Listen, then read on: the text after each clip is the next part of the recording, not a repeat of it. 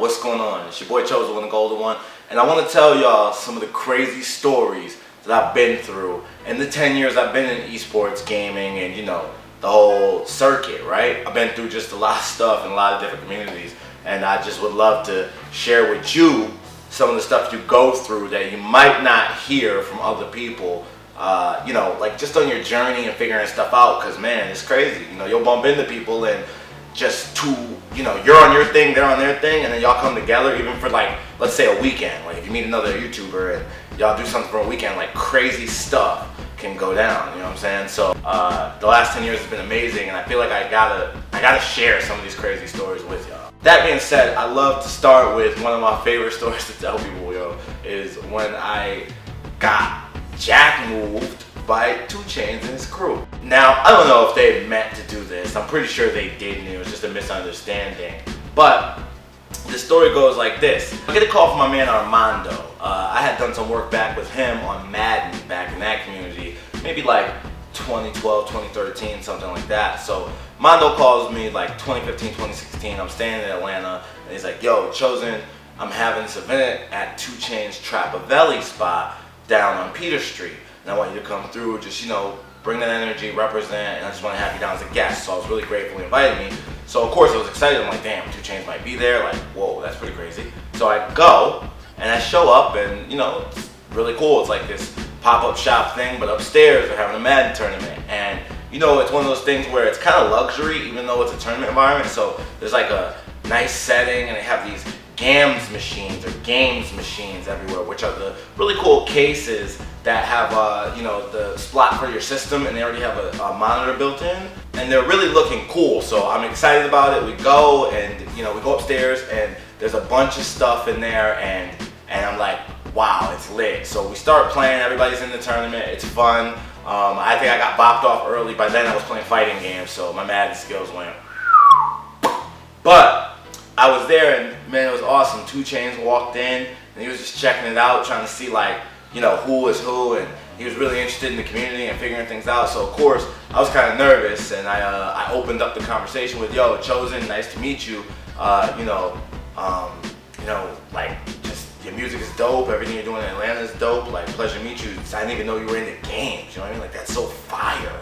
And he's like, just very cool, collected. He's like, yeah, man, I love this stuff. He's like, I wish though that games would have let me keep one of these systems, like one of the, you know, the actual device. So I'm like, well, you know, and I'm thinking, boom, this is my opportunity. Like, I have no choice but to get this man a games console holder. So I'm like, okay, I'm gonna use my resources, jump on Twitter. So boom, I jump on Twitter instantly. While he's still there, I'm like, okay, yo, and I reach out to my man Rabies, and I'm like, yo, Rabies, 2 Chainz is looking to get a game machine. Weren't you doing something with them a couple years ago?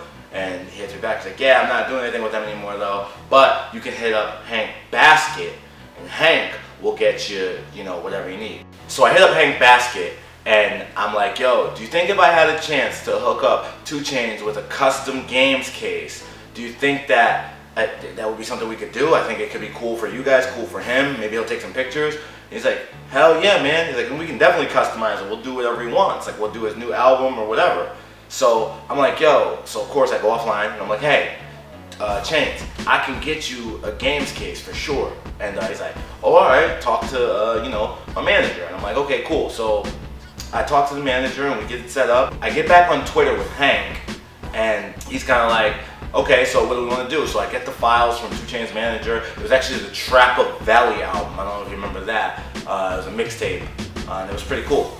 And they actually wrapped it on the games machine, and they sent it to me. I had it, and I remember thinking, wow, how incredible is this that just through a couple, you know, tweets, I was able to get this to happen, and it just shows the power of when you make a decision, what you can get done, you know? So boom, I'm standing here with this thing in my hand. It was impossible for me to get in touch with 2 Chainz' manager. This is like maybe a month later the thing comes in, because they customized, wrapped it and everything. So it takes like a month, and of course in the music industry, they're moving so fast that it's probably not possible for them to, you know, to have a, you know, a quick turnaround on some things. So I'm hitting them up like, yo, I got this thing. So the BET Awards come, and Jim Jones and 2 Chainz are actually having a celebrity basketball game at his studio, Street Execs. So I'm like, okay, perfect opportunity. I'm gonna jump in the car, I'm gonna pull up, and this box says for 2 Chainz on it as a gift from Games. So I'm like, okay, boom, like there's no way somebody's gonna turn me away.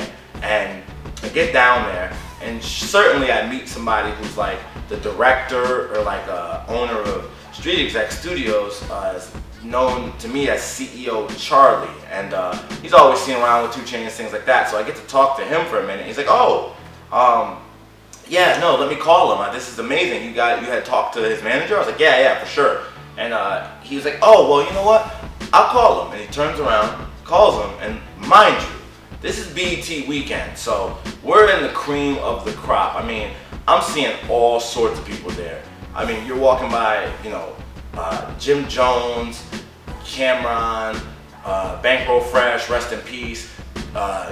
Just the whole team of Street Execs, Travis Porter. It was cool. It was just really a great environment. I mean, it was like the let out too, so it was, it was like a let out of a club. If you ever been to let out of a club, then like, it's just the street is kind of full. So I'm standing there with Charlie. He jumps on the phone, and I'm surrounded by him and like 5 dudes who are just like, we don't even know you, man. Like, we will, if you try anything on this guy, you're gigging. I'm like, damn. So I'm standing here. So picture me. I'm like, okay, I don't want to get any kind of problems. And I'm holding this big box. I mean, all they know, it could be some kind of weapon or something. So I'm holding it, and I'm holding it. I'm like, and then 2 minutes later, like a mob boss, Charlie gets off the phone. He's like, Click. Yeah, no, he loves the idea. He wants to say thank you, and he'll try to get some photos. And he just slightly reaches forward and grabs it out of my hand. And I'm like, well, wait, I should probably get some kind of confirmation, but who cares, man? It's 2 Chainz. He just took it from me, and I was like, all right, I got it done. I turned to Hank Baskett. I'm like, challenge completed. Should get some pictures in a couple days. Charlie says we'll get him in like 2 or 3 days. He's looking forward to it. He had left the event. He went home to his kids. So no sweat. So now 2 or 3 days go by, and I still haven't heard anything. I'm like, well, again, they're busy. You know what I mean? Like, these guys are like touring the world and doing their thing, so you can't really like expect them to stop and just do what they want, even though it's kind of just a picture. So, I'm thinking maybe just say a picture of like, wow, I opened this, and that was good enough. I mean, Games wasn't asking, crazy for anything. I mean, they gave him the device at cost and customized it. So I thought, okay, let me give it like a week. And I sit.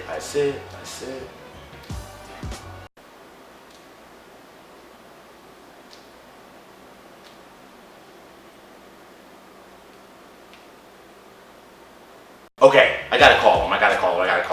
So I call him, and he's like, hey man, you gotta slow down. We just, we can't stop what we're doing to take a picture. And I'm like, okay, I did think that. All right. So a month goes by. I'm like,